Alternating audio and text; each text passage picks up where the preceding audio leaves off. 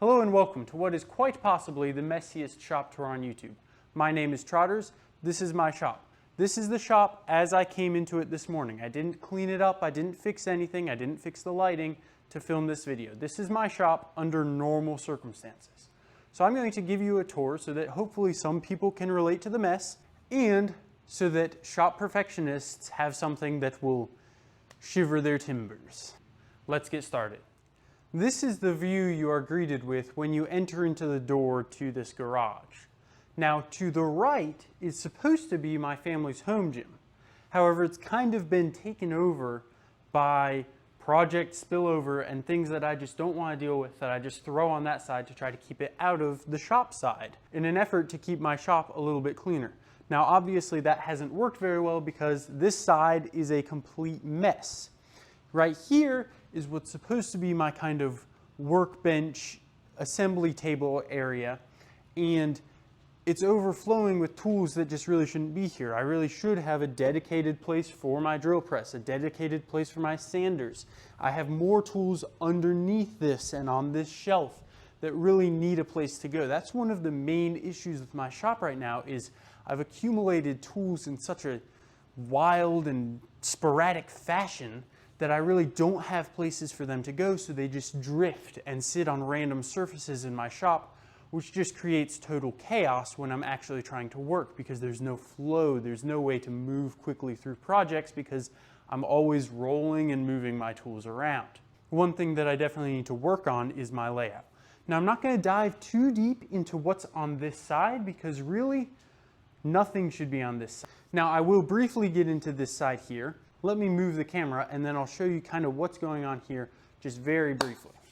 Now, on this side, I have a whole pile of lumber here for future projects, a glue up for a countertop project I'm in the middle of, and then over here I have a makeshift table with just things I haven't gotten to yet. These are some cabinet doors I need to trim down for a project I'm working on with my brother.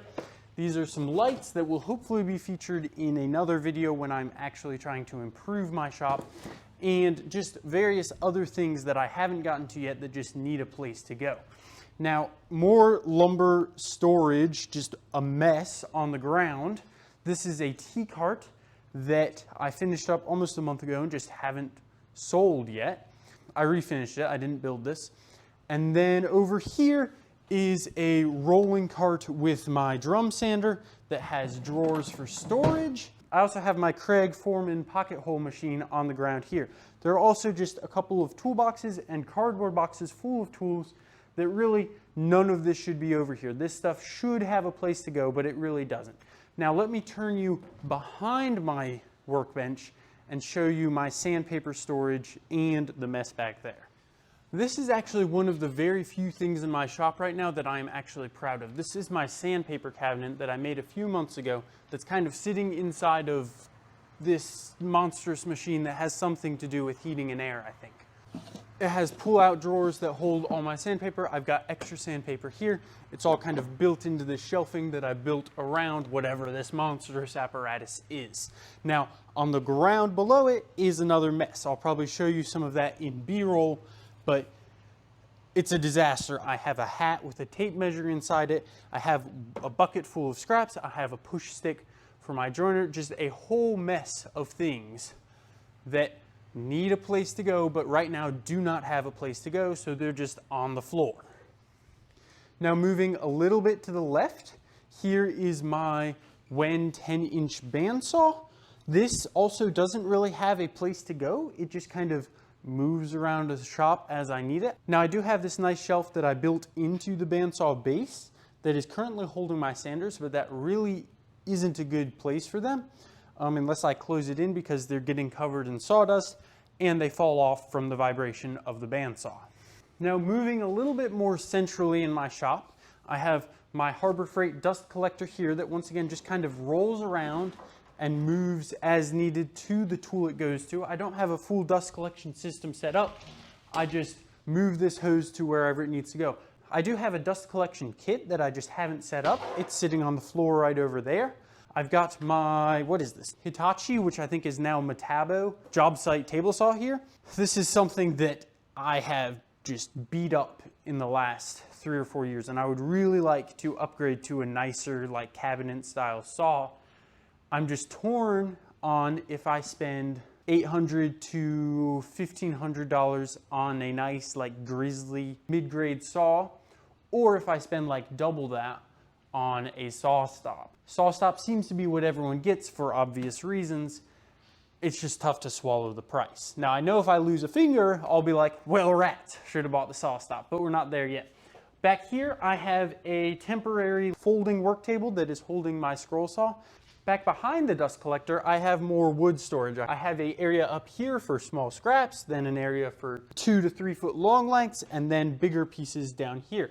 On the ground below this, I have my lathe. I would like for that to have a cabinet to sit on, but right now it's on the floor underneath my wood storage. I also have 3 more bins of scrap wood that I'll probably never use, but I can't bring myself to throw them away. Now, moving over to your left, I want to look at this wall before ending this tour, because that's the first thing that really needs to be changed because it's horrible. In the far corner here is the Shelf of Doom, and this is the Shelf of Doom because anything small that I don't know what to do with just gets thrown onto this shelf and forgotten for all eternity. Like here's a box of hinges that I pulled out of my grandparents' cabinets when they were changing their cabinets, so they're not left without hinges, like 2 years ago. And this is maybe like $20 or $30 worth of hinges that it really just doesn't make sense to hold on to for 3 years for some used hinges. But they're still here because I try to ignore whatever's on the shelf because it's just overwhelming to look at and try to tackle cleaning up. I've got boxes of pen blanks, I have a mallet, I have some epoxy, I have dyes, I have a trusty Gatorade water bottle. It is a total mess. Now underneath this shelf, I do have a box full of various finishes and chemicals. Now coming a little bit further forward, I have this plastic drawer cabinet filled with more various things. I'm sure you'll get a closer up view in B-roll, but it's just more mess and more scraps of wood that I can't bring myself to throw away. I've got some wood biscuits. I have a $20 bill handy.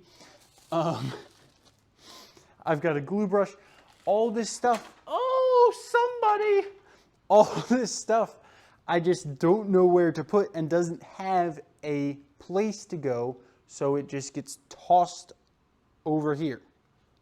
Moving forward, I have a box that holds my clamps in a very disorganized fashion on the floor, but at least it is a dedicated place for me to throw my clamps, which is nice.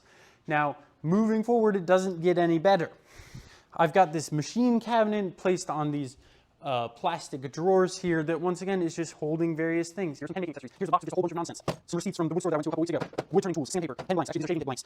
More pen blanks inside this, which is actually mildly organized, but I don't really make pens very much anymore, so that probably needs to change. Something more useful needs to go here. Here are 2 more buckets of scraps that I will once again probably never use. On the floor here is my thickness planer, as well as my biscuit joiner in a box and a little miter box I got from Lowe's. Now back here is yet another table that I picked up off the side of the road. And it's just holding more various things. I've got my spindle sander there that I've actually never used as of right now. I plan on using it like in the next few weeks. Underneath it is my router table that I also now rarely use. And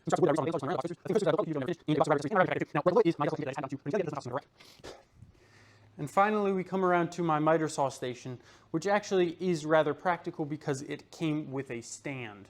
So this is actually quite easy to use. I don't ever move my miter saw around. It's actually quite convenient. Behind the miter saw is a mess of more wood. Some of it's in trash bags, some of it's in bins. Most of it I will probably never use. These are pieces from my old piano. What am I going to do with an old piano? Now, all this wood kind of gets showered with dust from the miter saw, so it's a mess that I really just don't feel like dealing with, which is why it has progressively got worse. As the great Christopher Bose put it, entropy prevails. Usually, where I'm standing right now, there is actually a very large lawnmower that is parked here. However, the lawn is being mowed right now, so it is not in here. I think I made it most of the way around the room, kind of highlighting the details. If you came here expecting like a tour of where all my tools are and how my workflow is, this just wasn't the tour for you, because it's more just a tour of the messy things that I have, and hopefully a baseline for trying to clean this up a little bit and make it a little bit more organized. Now we'll see in the coming weeks if I post more videos documenting